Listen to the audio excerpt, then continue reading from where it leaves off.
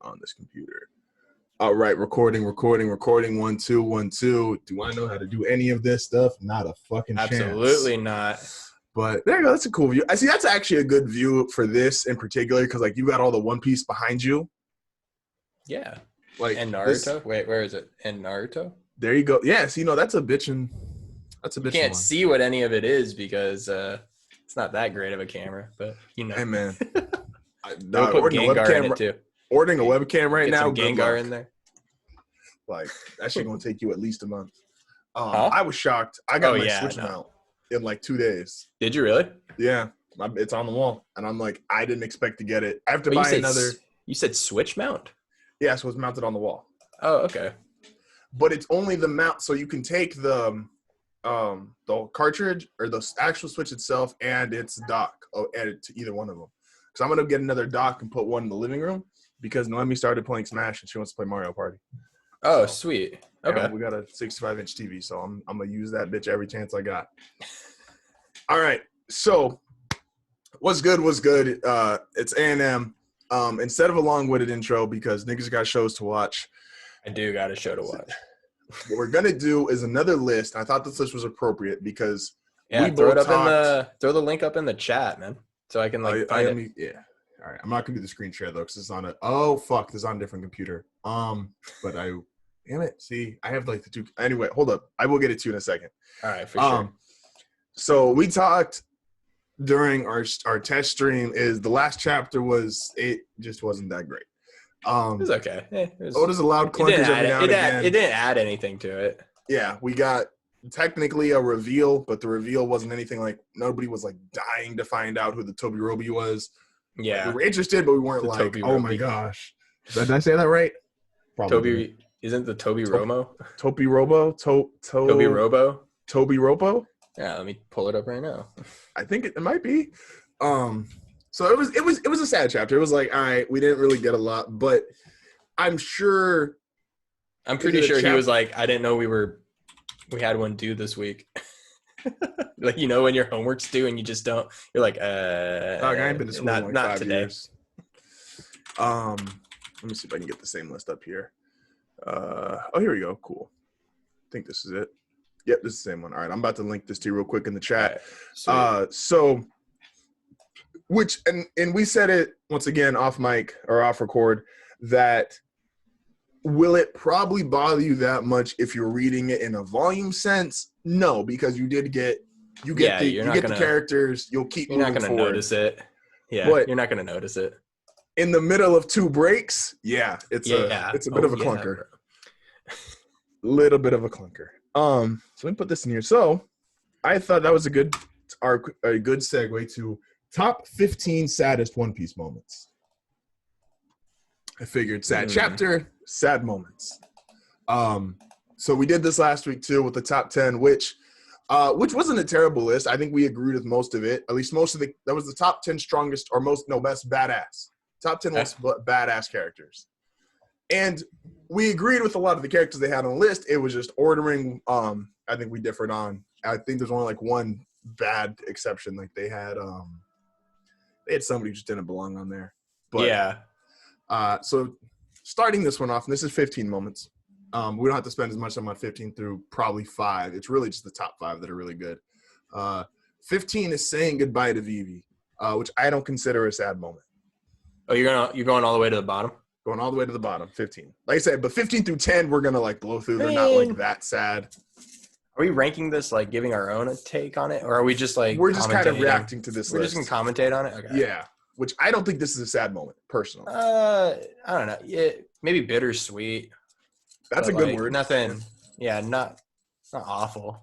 Like, homie, 4 chapters before this, we thought our fucking bird friend exploded. Like, that was supposed to be the sad moment. And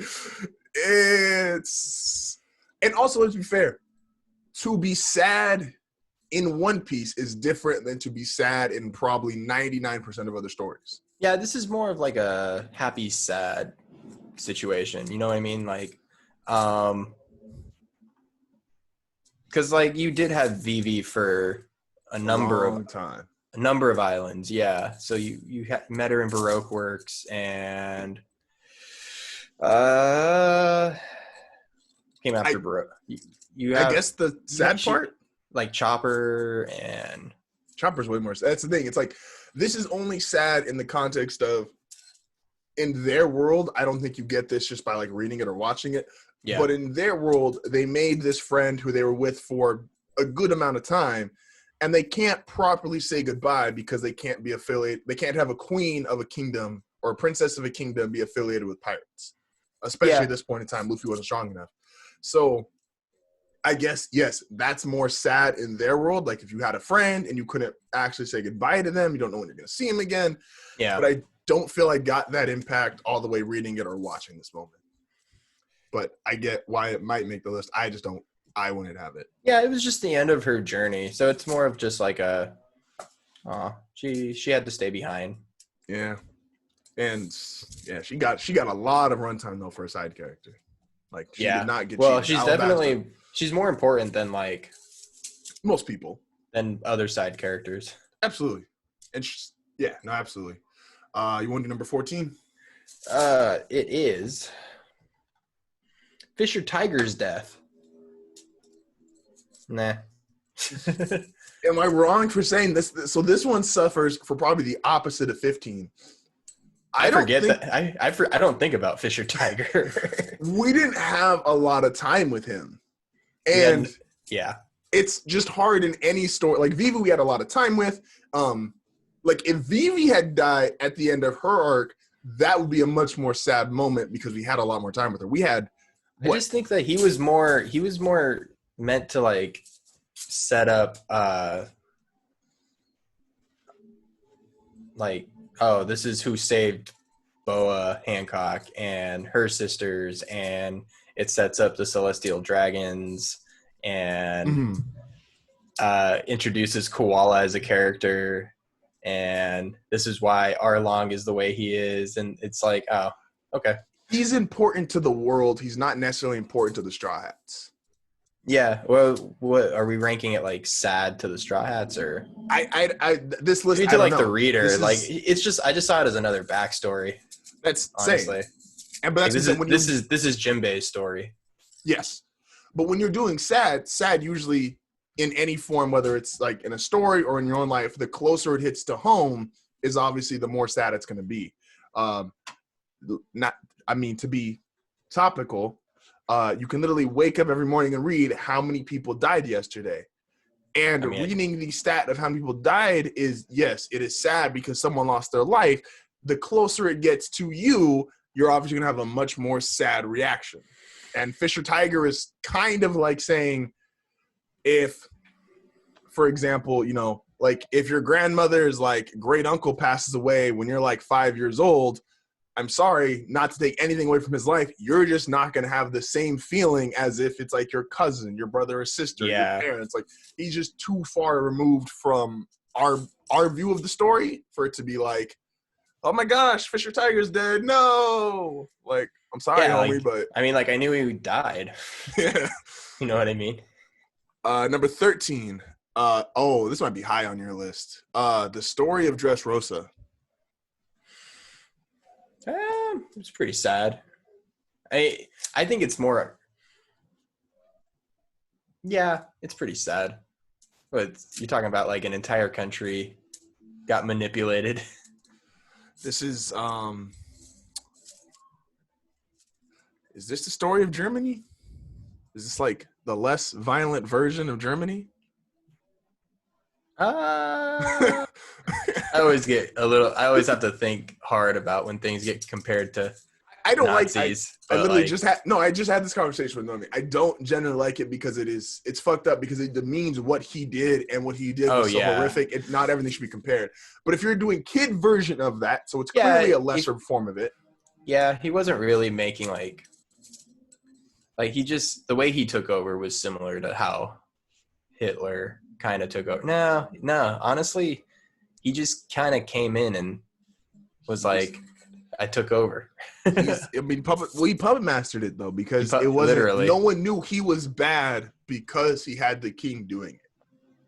Yeah. And with One Piece, it's, you get the One Piece cry in every sad moment or sad arc or backstory of any character on the fucking crew. And the One Piece cry for this arc was the king, and it was the night that he was literally riding on his horse, Doflamingo controlling him, and he was killing people, and he was just crying belligerently the whole time he's killing people, which is sad. But once again, this is One Piece, and let's like, you're not making my. I don't think you're in my top 5, but yeah, like because there's just some really. I don't know. It's just the story. It's like the tragic story of Dressrosa. It's tragic. Is it? But it's on the most sad island, though. That's what's fucked up. I mean, nothing beats Ohara. I mean, we'll get there. What is that, number 4 on the list? Number 16 on this list? Yeah, you can start us off with number 12. This is legitimately a sad moment. This is one of my favorite moments in One Piece altogether, by the way. Oh, I don't think this is sad. Oh, you don't think that moment's sad? Nami getting rid of her tattoo? No. Okay. Maybe Nami's backstory is. Oh, that's okay. So Nami's story is sadder. Let me see if they I'm incorporating this, and I think that's their point. This is more like the climactic part of Nami's story, like. Yeah, it's where she's just like devastated. So you find out that so in the description they do kind of wrap her backstory into here. So I would say this is Nami getting rid of her tattoo. This is Nami's backstory. That's what I would make this moment. So her mom being shot, being from Warzone, being on Arlong's crew, what happened to her island. Like I'm going to include all of that into this moment. Yeah. And the frustration and everything that just built up into the most metal way to remove a tattoo, which is, bitch, I got a knife and I'm cutting that fucker off. Like, wouldn't it be really funny if it didn't go away? I mean, Nami's arm made a miraculous recovery, but we're not going to talk about that. It's a big knife. It's a big knife and a skinny arm. And like no damage or scar tissue or nothing. Like Nami's arm is perfect right now. Well, it's like everyone forgets that Luffy's hat has like 3 holes in it. It has like stitch marks, but like we don't have time to draw that shit. Like, but I would say Nami's backstory is worthy of top 10, which is only fucked up because she's still probably not like top 3 on the crew. But you want to have Nami's backstory top 10? What, dead parents? Are there only 10 people? There's only 10 people on the crew, like, oh, no, not just top 10 in the crew, but just top 10 in the history, in One Piece in totality. Nami's backstory, you don't think it's cracking top 10? Yeah, it probably is. It's probably 10 or 9, don't get me wrong. I'm not fighting for this for like top 5. But I would say that's top 10. That's like a good 10 or 9, which just shows you how fucked up the story is. That Warzone, mom shot, essentially enslaved her whole life and forced to do terrible things is like, it's like, just like your past is kind of sad, but is it really? Like, these are orphans comparing war stories here. Oh, yeah. Number 11, I think, is pretty sad. I'm going to let you do number 11 because number 11 is way better if you are reading or watching One Piece on a week-to-week basis. Number 11, and I'm pretty sure there's another one that's going to show up later on the list, and I've talked about this before, are not as good if you binge watch. So because of the speed that I got up to number 11's moment, I don't feel like it has the same impact on me when I was going through it. It was, I knew it was supposed to be sad, but homie, I got here in like less than a month. So all of these, I think about like, so number 11 is Luffy fighting Usopp. So that's like Usopp leaving the crew. Mm-hmm. No, that's you.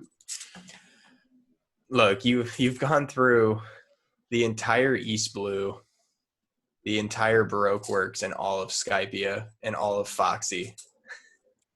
No, hold on. Oh, sorry, friend. We got to count Foxy. You cannot say all of Baroque Works, which is Baroque Works and Alabasta, which is 3 years, 2.5 years at the time in real time. Yeah. All of East Blue, which is multiple years in real time. The real question, Justin. All of the Foxy. real question. What is Foxy's backstory? Foxy was so insignificant. Oda didn't even want to give him a backstory. Oda gives everyone a backstory. Yeah. There is side characters that have backstory. That's how painful it is. Homie, let me find out Fox. If Fox is important, I swear I might stop reading. I won't, but that's the it's him and then Greenbit teams up. So Foxy and Greenbit will save the day and become a warlord of the sea. Anyway, so Luffy fighting Usopp. Yeah, so like it's the culmination of like you get through all of these crazy arcs, and it's the idea of like the reasoning behind it goes all the way back. It hits Usopp more at his core in his character. Mm-hmm. And I don't know what to say, man. It's another tragic story in One Piece. It's a sad moment. Like I said, I'm not arguing against it. I just saying when you get here in a month of time, it feels different. Like moments now, because I've been week to week now for 5+ years. Yeah. Certain moments now are probably less sad than this, but hit me more because of time elapsed in my own life. Yeah, I don't know. I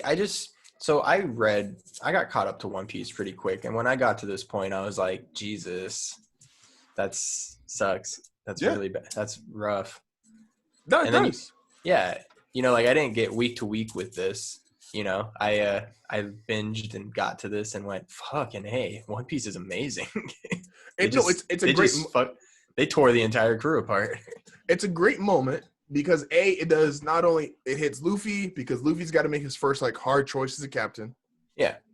Zoro kind of stakes his claim as like he is number 2, and it's the beginning of if you fuck up, like I'm taking over. Yeah, there's no point in me following someone who's gonna be a weak captain. Mm-hmm. And then obviously Usopp's story. There's a lot of character development in it too, because it's the first time Usopp really speaks up and puts his foot down. Mm-hmm. So it's emotional on that side too, that he was able, and it's because it hits his story at its core. This is probably top 10. Like I said, I'm just jaded because of the time that I was doing it. It's my same reason why I love Zabuza so much is I can remember like 10, 11-year-old me watching Zabuza, and there is something about that no matter what happens the rest of my life, like I have that moment I can go back to, like watching it on a Saturday night in my living room. That's just different than me binge watching through a show now. Yeah. But no, it's a great moment. Not taken away from it. Sidebar entirely. So during quarantine, me and Alex have been watching Avatar: The Last Airbender, and we just finished it.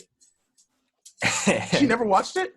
No, she did. We just rewatched it because we have it and Korra on Blu-ray, and we've been watching Korra, and I'm like, Korra's so good, dude. There's like, I don't know why, but like that show gets me every time. Because that show's amazing. Like that is one of the best in total. What Avatar through Korra? How much is that? That's probably each book is 20 episodes. Avatar, yeah. I think Fire's 22, isn't it? Yeah, the first one's 22. Water's 22. Earth's the shortest. It's like 19. And then I think Fire goes to 22. And then Korra's 10. 10 per. 10 per. So 6. You're going at 120. That is arguably... Maybe 12. That's arguably... Okay, so 120 to 130 episodes, somewhere in there. Yeah. That's arguably the best 120 to 130 episode stretch of animation storytelling. Like it's that good. I don't want to like completely like derail what we were doing, but I was like, it got me thinking. I was like, I wonder why Avatar didn't take off the same way, like let's say Star Wars did. Like Nickelodeon. No, I mean but it can't just be Nickelodeon though, because that fan base is there. Like we're talking like, because so let's take Star Wars, right? Mm-hmm. And we go, all right, Star Wars goes. There's these 6 movies, or there's these 3 movies, and an entire fandom goes, oh my god, and they just like play in it like a sandbox. Mm-hmm. And they go, hey, remember that one character that got mentioned once? Let's make a TV show out of him. Let's write a book about him. Let's write a book about this dude. And like we finished book 2, and like the first episode of book 3, so Fire, where they go, oh, and the Earth King went undercover and explored the Earth Kingdom or something. I'm like, dude, if this was Star Wars, there'd be an entire comic, an entire book about what he did in that time. Mm-hmm. If this was same with spirit bending, or not spirit bending, the eyes. Bloodbending? Combustion bending. Combustion. No, okay. We don't know shit about combustion bending. True. And I'm like, can you imagine like there's also millennia and millennia of avatars, right? Mm-hmm. That's an entire sandbox that no one really has touched. Well, so Rich and I used to have that conversation as far as like how big the world was and how much you could expand on back when we were watching Korra in real time. Yeah. Yes, people, we are like that nerdy. We used to go hiking on Friday nights, but hiking had to start at 9:00 because Korra didn't end until 9:00. Bro, like high key though, yeah. Like, it was like, hold up. They're like, hey, you guys ready to go? Like, nah, we need like 15 more minutes. Yeah. Before we could stream anything. Before they like straight up just killed someone. And they were like, we can't air this on TV anymore. Yeah. No, so what I say by Nickelodeon is it is like the best and worst thing for Korra, right? So Nickelodeon gives you, if you get with Nickelodeon, Cartoon Network, Disney Channel, all that shit, even in like more our lane of like Toonami, Megumi, Adult Swim, if you get on one of those shows, you're immediately going to reach out to an audience. That's without question. How well you interact with that audience is up to how good your show is and the people's reaction to it. So Nickelodeon got Avatar on the map. It has a great first 2 episodes and got its initial fan base. But because it's on Nickelodeon, fair to say its initial fan base was much younger. At the time, I think we would have been, I don't know the exact year Avatar debuted, but I'm presuming like 10, 11 2002 or something. Yeah, so we're young, okay? And that is, I believe, and I don't have these numbers, but my educated guess would be that the fan base was younger going into it, okay? Yeah, but now they're old. Now they're old. Now they're ready to watch it on Netflix. But that's the problem is if you grew up with it, which its core fan base was growing up with it, kid to teenager, and then we got Korra as an adult, Korra I think came out when we were 16, 17. Yeah, something like that, like 2010. Yeah. So you're getting it almost at adulthood. Okay. And now you're like, oh my gosh, if you had taken a break from Avatar, which I'm sure there's a good amount of people that did, now you get Korra, now you're getting back into it. And then you start to see as you're 18, 19 years old, as Korra is getting into that new stretch of like pushing it for Nickelodeon standards, taking the breath away from someone, metal clamping on a head and someone exploding. Yeah. Nickelodeon was not as big a fan of that. And Nickelodeon, you started to see them push away from Avatar, where it's like, we're not going to cancel it because money, but we have a reputation to upkeep. We are the kids show. We are the kids network. We are going to distance ourselves from it to a degree. And when you have the kind of backing that Nickelodeon probably poured into Avatar, because they never broke the rules. Yeah. And then you start to see the separation in Korra.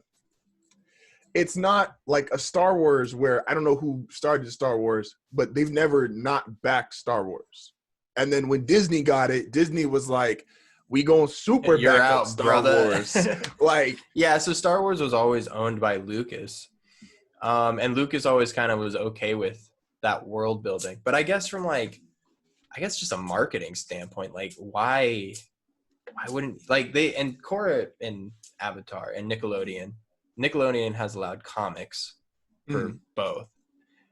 But I'm like, and they also were allowed, or whatever, the creators put out the book on Kyoshi, the backstory on Kyoshi. So they are working on it. But I don't know, there's just like, I know Kyoshi, and I know Aang, and I know Korra, and Roku. I know Roku. I don't need to really see them.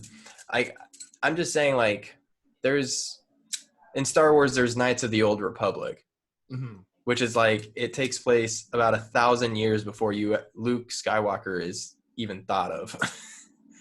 And I'm like, well, you could do the same thing in Avatar. And on top of that, you could do whatever the fuck you want with it.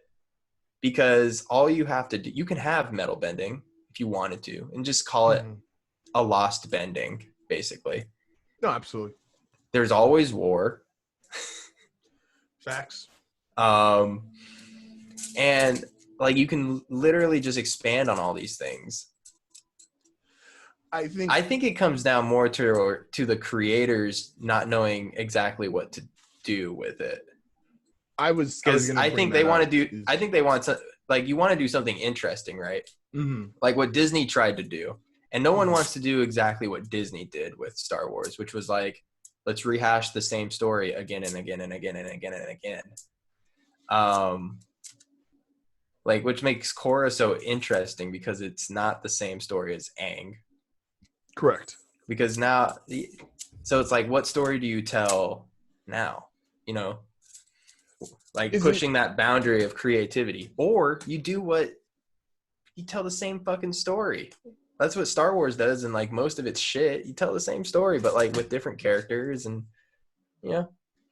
Is it fair to say? And I know they've as far as animation wise, I know it's a difference in writing like a story for a book and then writing a story to be like animated and go through all of the details. Is it fair to say the two guys, I don't remember the names off the top of my head, that wrote Avatar, they just don't want to?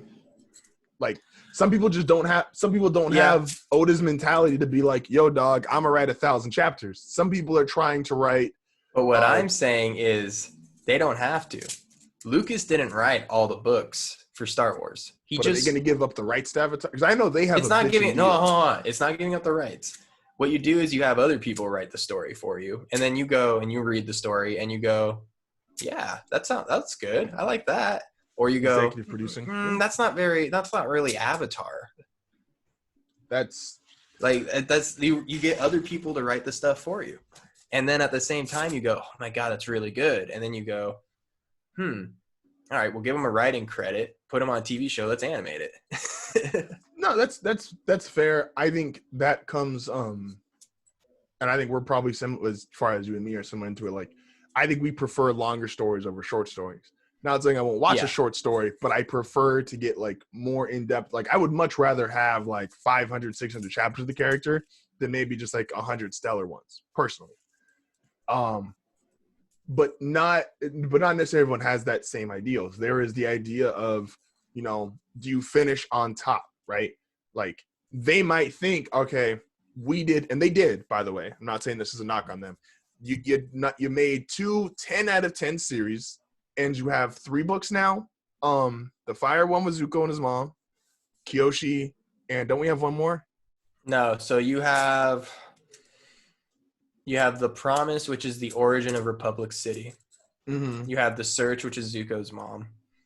The next one is you start to see a conflict between the spirit world and the human world. Okay. Setting up Korra season 2. Pretty nice, actually. Mm-hmm. The 4th book, that is something to do with Zuko. And the 5th book has something to do with the Southern Water Tribe. Oh. I don't remember. I haven't read those yet. Okay. And then you have 1 book with Korra that kind of like, and again, like, I maybe needed the first 3 avatars, and that is to like kind of. The first one that never came after him. Well, no. So like the first 3 Avatar comics, and that's okay. Like the origin of Republic City and the idea of what do you do now that we've had 100 years of people mixing, which has never really happened before to this degree. Mm-hmm. And you have Zuko's mom, which is what everyone needed, which was correct. Literally what everyone needed. Yes. And then you have the one after that, which differentiates Aang from Korra. Mm-hmm. But I don't think I need anything else. I don't think I need anything more with Aang.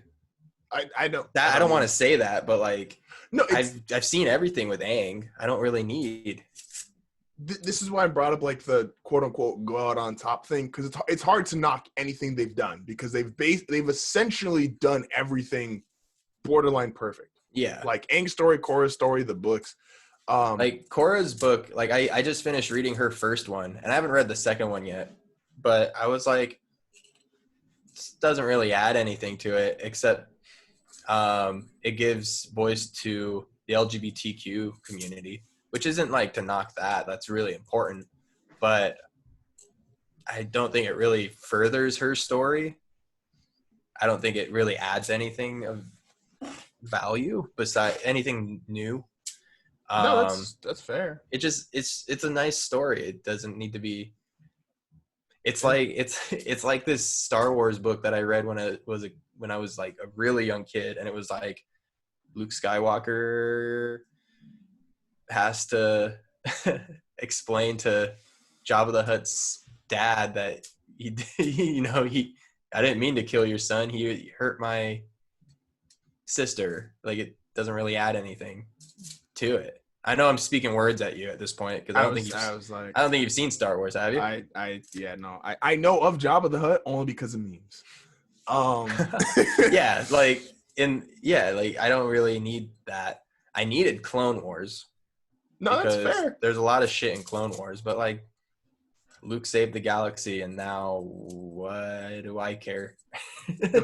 It's like, for an example, like I'm a little more familiar with is like, so for Smash 4, right?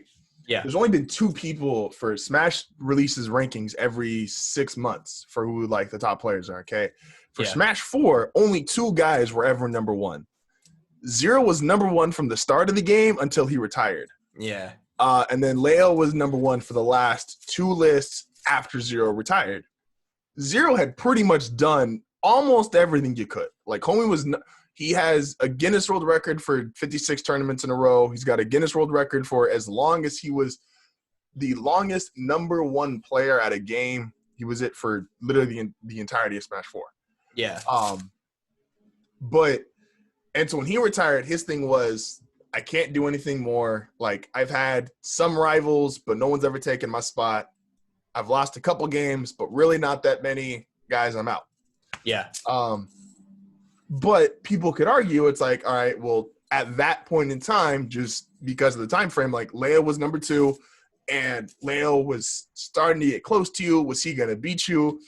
And his thing was, fuck it. I've had other people that were number 2. I've had other people that were close. I'm not redoing this again. I got nothing left to say.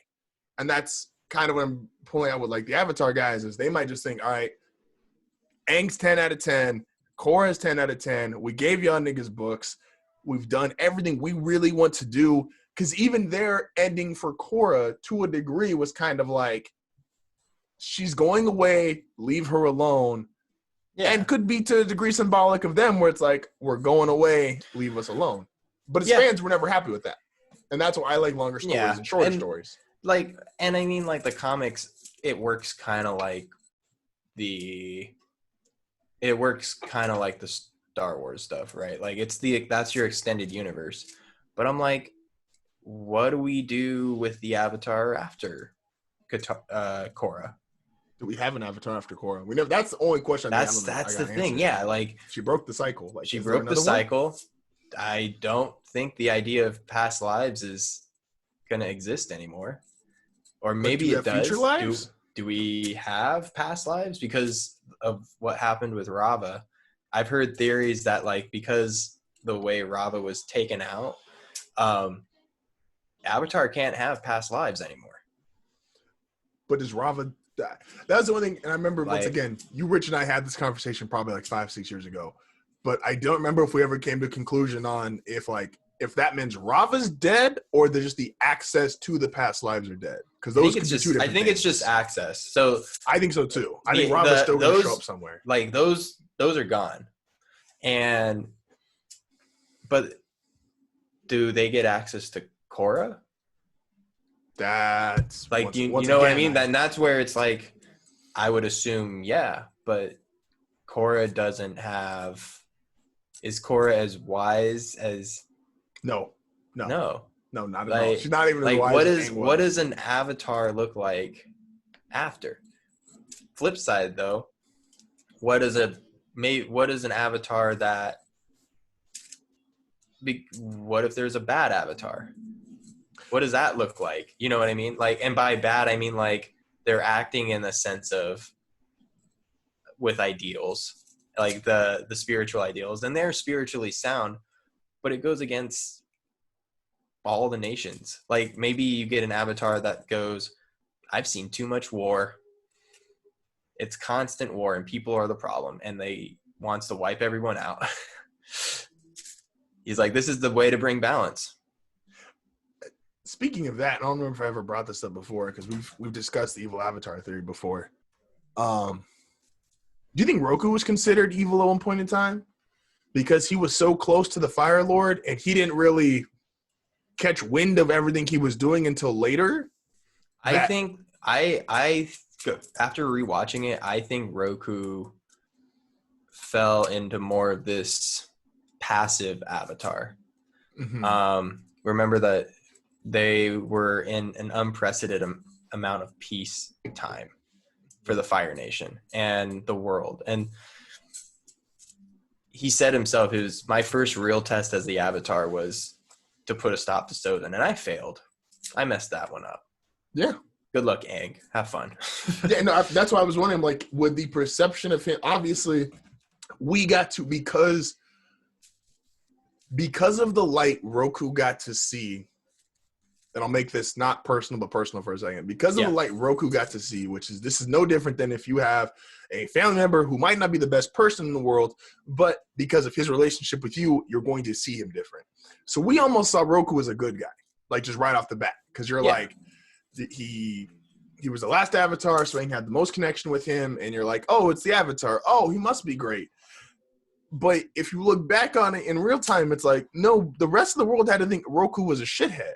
Like, the Avatar is literally helping the Fire Nation do all these terrible things.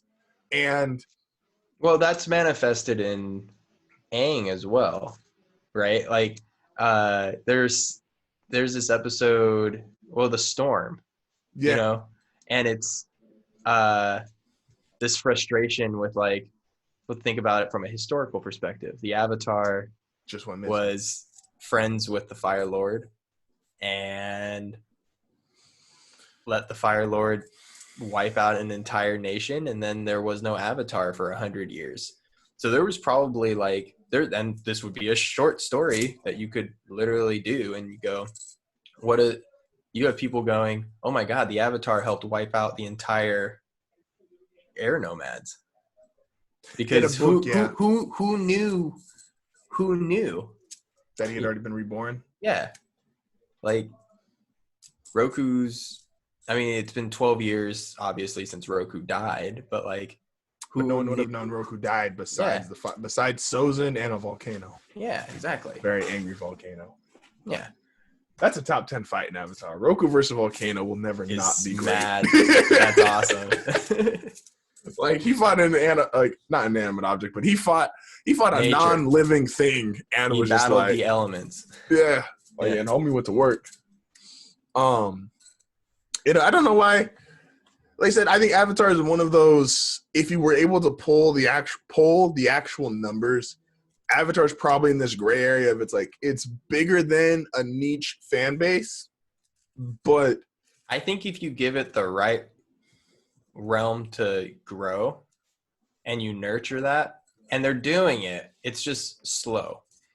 I think if you give the people what they want, which is, you just expand on the lore. It's like, oh, an Avatar story.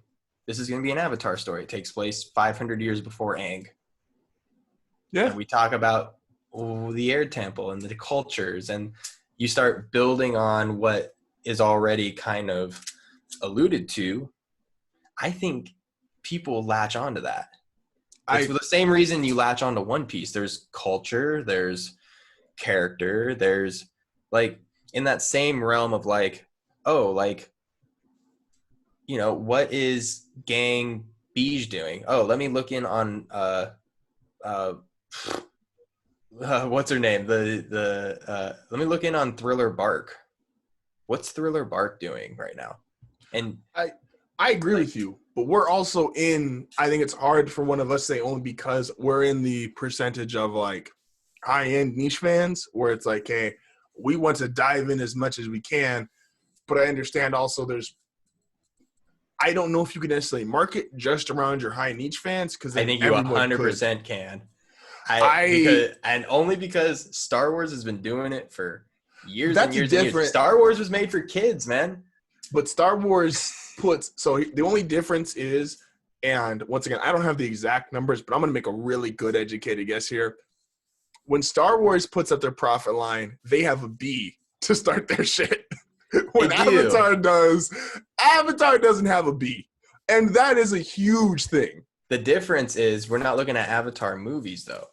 And Star Wars didn't originally start off with billions. Correct. Star Wars also it did really well for the first 3 movies.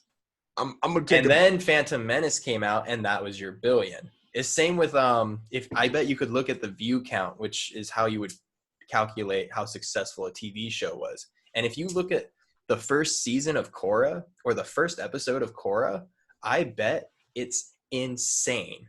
I agree. I bet it's insane. I just don't think it's because you have the kids that are watching it, and now you have the teenagers that grew up with it watching it, and those numbers are probably nuts. It's the same idea with like those Avatar comics that came out like after the show. They were like, "Oh my God, what happened to Zuko's mom?" I bet that first one sold immediately because people were like, "I need it," and it wasn't about Zuko's mom. The next one was about Zuko's mom, which means, boom, bought that one. I need to know what happened to Zuko's mom. I agree. I think I'm more so going at the fact of like, I don't know if I would compare. There's not a lot of things on this planet I'm comparing to Star Wars. Oh, don't. Similar to there's not in terms of profit. The same reason I don't compare like Disney has a really bitchin' business model, but it's so unique only to how big Disney got. It's like I don't compare artists to Drake in terms of sales because they're just not going to. I agree with a lot of what you're saying, and I'm not trying to sound like the Avatar hater here. I don't want to. No, you're not. It's just I just don't think Star Wars is who I would compare them to. I think it's too like Star Wars had 30 years to grow before every single movie was making a billion, you know? Yeah. I think because look at Avatar. Avatar is only like 18 years old. Yeah, about that, yeah. And yet Netflix still wants it. Oh, yeah. Netflix still wants it because they think that by putting Avatar onto Netflix, their subscriber base is going to shoot through the roof. And they're right. They're 100% right. You catch people on that nostalgia thing combined with a quarantine, people are going to be... Because I can't go to your house to watch Avatar. Mm-hmm. And I don't have a Netflix account. I'm gonna get Netflix. I'm gonna watch Avatar. I got Avatar on Blu-ray, so I do too. Yeah, and Korra. Yeah, same. Yeah, it's all. I like Avatar. I'm not waiting for that. That was one of the few shows that just to speak to how great it is. It's one of the few shows that I was like, oh yeah, no, I got to own this. There's very few shows I feel that way about. Yeah, and that was. I don't even feel that way about the Star Wars movies. Like, I love Star Wars. I don't know if I want to own it, just because I know how that whole like I love the world. And I want to own something where I think I understand the world, because I think Star Wars is too big of a sandbox. Mm-hmm. I think Avatar is still in its infancy. And I think Nickelodeon Viacom giving it to Netflix is a perfect chance for Netflix to start growing this seed that hasn't had a chance to grow yet. I would love to see it. Oh my God. I'd love to see it. You get live action stuff. You get. I don't know if I want live action. Nah, I don't think I want it either. I don't think I want live action anything. I don't want. Remember you saw the fucking little preview for like the live action assassination classroom? Oh, it looks like ass. And she was like, "Oh, they do this?" I was like, I mean, kind of. They've literally had one successful live action movie, and whoever the fuck owns that studio just thought, oh, we can put everything through this, and it just hasn't worked. I love anime to death. Live action anime is not good. No, I think if you're gonna do live action Avatar, you tell a completely different story. You also have to name him Ong. You don't even think about Ong or Cola, whatever you want. They don't exist. Like a live action anime. I'm sure one day it'll look bitchin'. I don't think I'm gonna be alive for that day. No. So, all right, bro. I don't mean to like. No, you're good. That was a fun combo. I appreciate the Avatar combo. I was looking at the time too, and I'm like, yeah, no, we passing quick. Oh yeah, man. I had to get Avatar off my chest, dude, because it's been like eating me up. Maybe we'll make a tabletop. We'll play a tabletop version of Avatar. That'd be a bitchin'. It'll take place before Yang Chen, so eat a dick if you think you know what's gonna happen. Just real quick, just for the number one moment of the saddest, I think it's really only two things have a chance. What do you think it is? Or are you looking at it? I'm not looking at it. It's only two. It's only two. No, I don't need to look at it. It's Ohara and it's Ace. It's one of those two have to be the saddest, and I will always go towards Ohara because nothing is worse than the scene of Robin in the boat.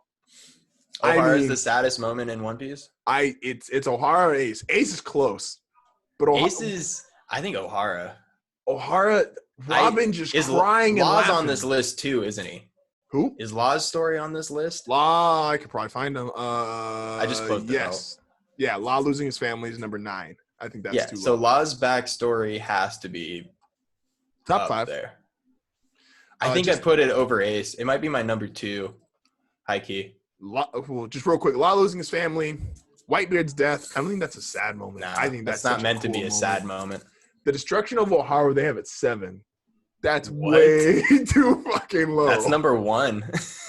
Separation of the crew is. Oh, that's probably top 5. Separation of the crew. You want to hear what my top 3 probably is? It's Ohara,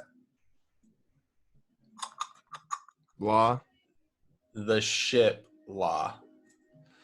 Chopper's backstory. That's tough. Ooh, Chopper's backstory. Chopper's is like. Because Chopper does like the perfect One Piece ugly cry. Maybe 4. I put him at 4. And because the ship died. They have Corazone's death. I'd probably just include that all in Law's shit. I wouldn't. Yeah, it's all Law. Separate. Law's story is sad because that kid was born to die. Facts. In like 10 years. He wasn't meant to live past 10. Ace is fucked up only because like that's like the worst you ever see Luffy. Like that's the really reaction, like the fallout of Ace's death might be. Yeah, that might be like shit, dude. That's number 2 for me. That might take the number ship. 1. Like there's just no way you even like. I don't think you get close to Ohara. Yeah, that might be number 2 for me too. Now I'm thinking about. I might push the ship to 4. Once again, the ship's the other one that I like in real time. I'm sure losing the ship is just fucking. It's just go. I teared up watching the ship go. Binge watching it and getting to it like in a month and when you only have the ship for a month and a half, it feels way different. And I'm not knocking the Golden Mary. It just way different for me. I don't know. I don't know. There's a lot of like feelings in that. I would ask, but I don't even want to Oda, you don't have to top Ohara. If you're listening, I don't need that. It's okay if that stays your number 1 saddest moment forever. Like you don't have to top genociding an entire island and then sending one of the crewmates off. Like I don't need a more sad moment because that along with I Want to Live is like just so fucking.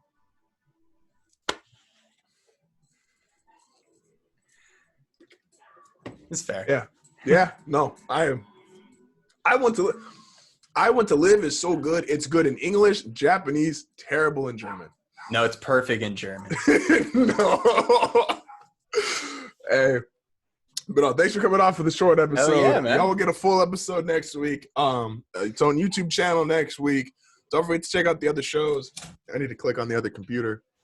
Every time I do this stupid fucking motion, it's me trying to switch computers. I'm not you have a trying switch to suck. that lets you do it? Yeah, I can switch my mouse and keyboard for each computer, so I only have to have one.